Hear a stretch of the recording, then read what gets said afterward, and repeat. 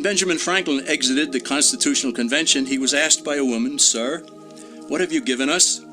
His immediate response was, "A republic, ma'am, if you can keep it." Yet most Americans today have been persuaded that our nation's governmental system is a democracy and not a republic. The difference between these two is essential in understanding Americanism and the American system. Before we discuss political systems, however, it's helpful to address the confusion that has been spread about the political spectrum. Many have been led to believe that the political spectrum places groups such as communists on the far left, fascists or dictators on the far right, and political moderates or centrists in the middle.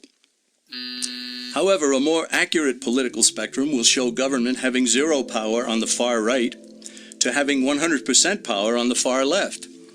At the extreme right, there is no government. The extreme left features total government under such labels as communism, socialism, Nazism, fascism, princes, potentates, dictators, kings, any form of total government. Those who claim that Nazis and fascists are right-wing never define their terms. This amounts to spreading confusion. Toward the middle of the political spectrum can be found the type of government limited to its proper role of protecting the rights of the people. That's where the Constitution of the United States is. Those who advocate such a form of government are really constitutional moderates. So let's analyze the basic forms of government.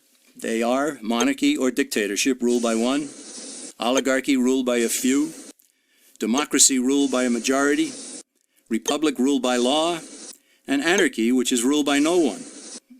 In discussing these five, we'll see that they can be narrowed down to even fewer. Looking first at monarchy or dictatorship, this form of government doesn't really exist in the practical sense. It's always a group that puts one of its members up front. A king has his council of nobles or earls, and every dictator has his bureaucrats or commissars, the men behind the scenes. This isn't ruled by one, even though one person may be the visible leader. It's ruled by a group. So let's eliminate monarchy, dictatorship, because it never truly exists. Oligarchy, which is ruled by a group, is the most common form of government in all history, and it is the most common form of government today. Most of the nations of the world are ruled by a powerful few, and therefore oligarchy remains. At the other end, we find anarchy, which means without government. Some people have looked over history and found that many of its worst crimes were committed by governments, so they decided that having no government might be a good idea. But this is a mistake, because as the ancient Greeks stated, without law there can be no freedom. Our founding fathers agreed and held that some amount of government is a necessary force in any civilized, orderly society. In a state of anarchy, however, everyone has to guard life, liberty, and property, and the lives of family members. Everyone must be armed, and movement is severely restricted because one's property has to be protected at all times. Civilized people have always hired someone to do the guarding, a sheriff, a police force, or some branch of government. Once law enforcement was in place, the people were freer. They could leave their property, work in the fields, and so on. In short, the proper amount of government makes everyone freer. There are some who advocate anarchy, however, not because they want no government, but because they don't like what they have. They use anarchy as a tool for revolutionary change. The condition of anarchy is very much like a vacuum where something rushes in to fill it. These calculating anarchists work to break down the existing government with rioting, killing, looting, and terrorism. Tragically, the people living in such chaos often go to those best able to put an end to it and beg them to take over and restore order. And who is best able to put an end to the chaos? The very people who started it. The anarchists who created the problem then create a government run by them, an oligarchy, where they have total power. This is exactly what happened in Russia that led to Lenin taking total power, and in Germany where Hitler's brown shirts created the chaos that brought him to power. But anarchy isn't a stable form of government. It's a quick transition from something that exists to something desired by the power-hungry. It's a temporary condition, and because it isn't permanent, we eliminate it as well. The word democracy comes from two Greek words, demos, meaning people, and kratein, meaning to rule. Democracy, therefore, means the rule of the people, majority rule. This, of course, sounds good, but suppose the majority decides to take away one's home, or business, or children. Obviously, there has to be a limit. The flaw in democracy is that the majority isn't restrained. If more than half the people can be persuaded to want something in a democracy, they rule. What about republic? Well, that comes from the Latin, res meaning thing, and publica meaning public. It means the public thing, the law.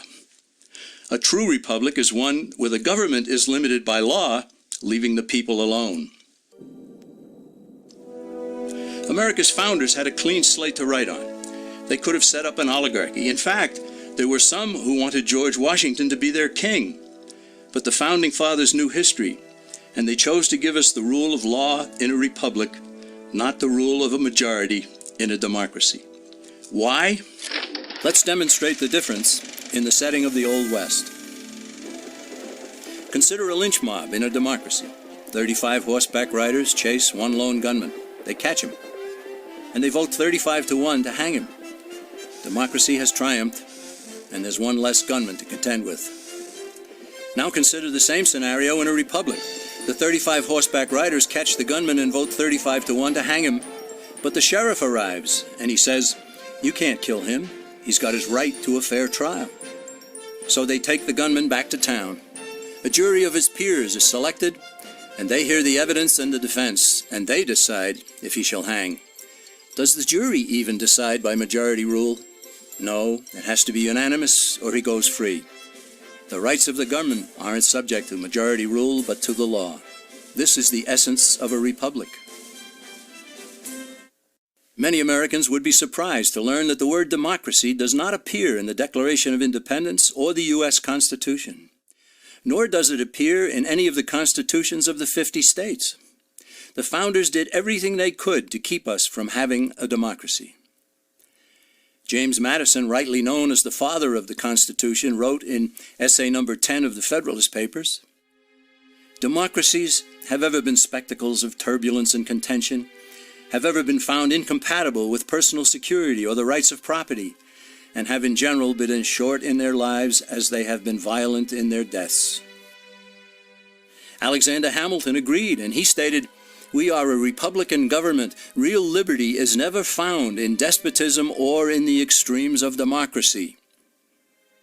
Samuel Adams, a signer of the Declaration of Independence, stated, "Democracy never lasts long. It soon wastes, exhausts, and murders itself." The founders had good reason to look upon democracy with contempt, because they knew that the democracies in the early Greek city-states produced some of the wildest excesses of government imaginable. In every case, they ended up with mob rule, then anarchy, and finally tyranny under an oligarchy.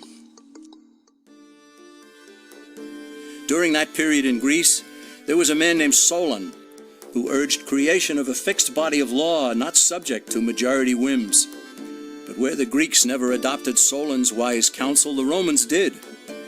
Based on what they knew of Solon's laws, they created the 12 tables of the Roman law, and in effect, built a republic that limited government power and left the people alone.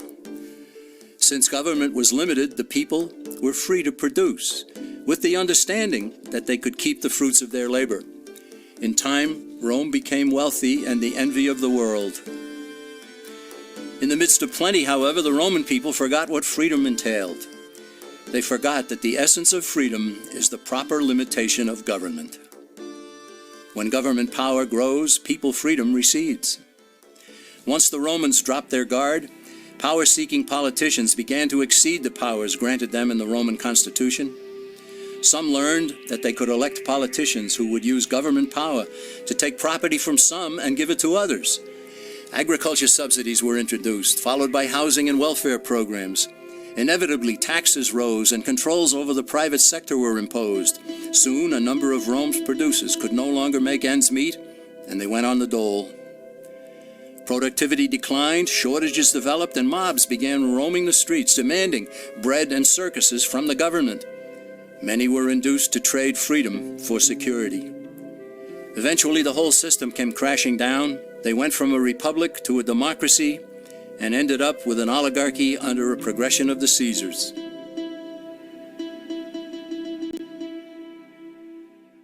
Thus, democracy itself is not a stable form of government.